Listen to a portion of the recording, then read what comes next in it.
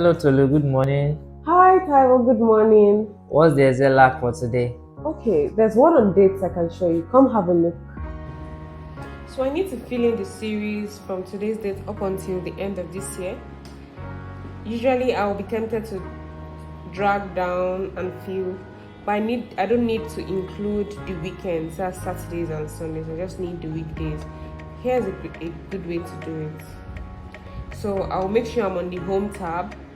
I'll go to fill, then series, then column, because I want to fill the series from top to bottom. I'll also pick the weekday and type in the dates I want to end.